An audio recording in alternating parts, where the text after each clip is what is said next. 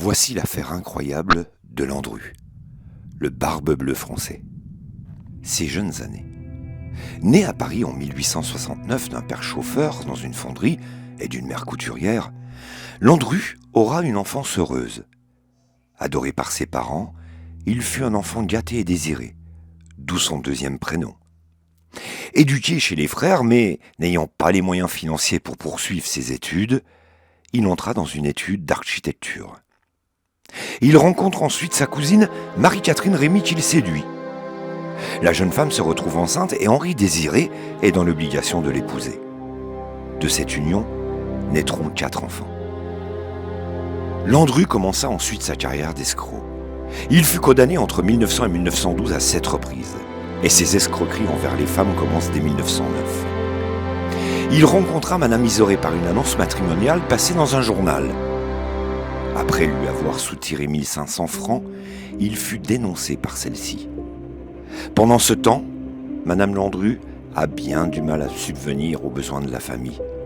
Il sera encore une fois condamné en 1914 à 4 années de prison pour escroquerie, qu'il ne fera pas. En décembre 1914, Landru loue une villa à Vernouillet, dans cette villa où 4 personnes disparaîtront. Janvier 1915, Jeanne Cruchet, une veuve de 39 ans, et son fils André, 17 ans. Juin 1915, Thérèse Laborde, veuve, 46 ans. À août 1915, Désiré Guillon, 52 ans. Landru loue ensuite la villa de Gambet en décembre 1915. 7 femmes y disparaîtront. Décembre 1915, Madame Éon, veuve, 55 ans. Décembre 1916, Anna Colombe, veuve, 44 ans. Avril 1917, André Babelet, 19 ans. Septembre 1917, Célestine Buisson, veuve, 44 ans. Novembre 1917, Louise Jaume, divorcée, 35 ans. Avril 1918, Anne-Marie Pascal, divorcée, 36 ans. Janvier 1919, Marie-Thérèse Marchadier, célibataire, 36 ans. 11 personnes en 4 ans, toutes rencontrées par le biais des annonces matrimoniales. Pour quel motif ? L'argent sans doute. Ayant un physique pourtant peu agréable, Monsieur Landru plaisait aux femmes. Il réussit en tout cas à les appâter, finit par leur faire signer des procurations, les emmène dans l'une ou l'autre de ses villas. Elles disparaissent, revend leurs meubles et empoche l'argent. En 1917, il rencontre Fernande Ségret dans le tramway. Elle devient sa maîtresse. Il l'aime et la couvre de cadeaux. Elle ne disparaîtra pas. Il sera arrêté chez elle. Mademoiselle Lacoste s'inquiète. Elle n'a plus de nouvelles de sa sœur Célestine Buisson, partie à Gamblet avec Monsieur Frémet, un des pseudos de Landru. Elle lui écrit, mais n'a jamais de réponse. Elle décide d'écrire au maire de cette bourgade, lui fait le récit de ses inquiétudes et lui décrit la villa qui est hors du bourg et près du cimetière. Le maire lui répond peu après. Il ne connaît pas de Monsieur Frémet, et encore moins de Madame Buisson. Par contre, il lui dit que la villa est celle de Monsieur Tric et qu'il la loue à un certain Monsieur Dupont, encore un pseudo de Landru. Le maire s'étonne de sa lettre et lui signale qu'il en a reçu une identique à la sienne de la famille Piot au sujet de Madame Colombe. Mademoiselle Lacoste entre donc ainsi en contact avec la famille Piot. Discutant ensemble, ils s'aperçoivent que Monsieur Frémet et Monsieur Dupont ne font qu'un. Ils décident donc de porter plainte contre X. L'inspecteur Belin est chargé de l'affaire. Né à Dijon en 1887, il entre dans la police en 1909 et participe à l'affaire de la bande à Bonneau, qui trouve son épilogue en 1912. Il reçoit Mademoiselle Lacoste et Madame Piot, puis part à Gambet. Sur place, il trouve la villa, qui est protégée par une haie fermée. Allant glaner quelques renseignements chez les villageois, il apprend que l'on a bien vu un petit homme chauve et barbu, coiffé d'un chapeau melon, et qu'il arrive toujours avec une femme qui n'est jamais la même. Chose étonnante, il repart toujours seul. Chez lui, Il n'ouvre jamais les volets et fait souvent du feu même en été. La fumée s'échappant de la cheminée est épaisse et sent mauvais. L'inspecteur Belin pense avoir affaire à un proxénète qui expédie les femmes vers d'autres pays. Madame Bonnour entre en scène. Elle est l'amie de Célestine Buisson qui disparaît en septembre 1917. Cette dernière lui avait présenté M. Frémet, son fiancé. Madame Bonnour ne le trouve pas très beau et ne l'apprécie pas vraiment. Célestine la quitte. Madame Bonnour ne la reverra plus.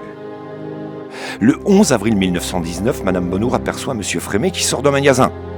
Elle décide de le suivre, mais le perd au Châtelet, Landru ayant sauté dans un autobus. Mécontente, elle se rend chez Mademoiselle Lacoste, la sœur de son amie, et lui raconte l'histoire.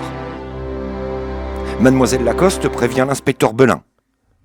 Ce dernier envoie un de ses collègues au magasin et là, coup de théâtre. Landru se fait appeler Monsieur Guillet, mais le vendeur a son adresse. Il habite 76 rue Rochoir.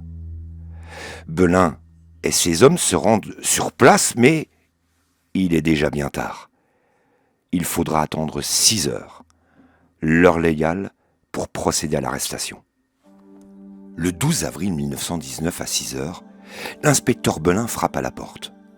Monsieur Guillet ouvre. L'inspecteur lui décline sa fonction. Landru se met en colère. Il sera emmené dans les bureaux de la brigade mobile.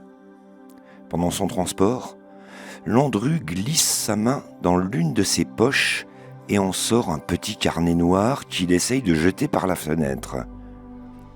L'inspecteur Riboulet s'en empare. Le carnet causera sa perte. Pendant l'interrogatoire, il ne dira rien, ou presque, avouant simplement s'appeler Monsieur Henri-Désiré Landru, et qu'il a changé d'identité parce qu'il était recherché sous ce nom pour escroquerie. Cela suffit pour l'inculper.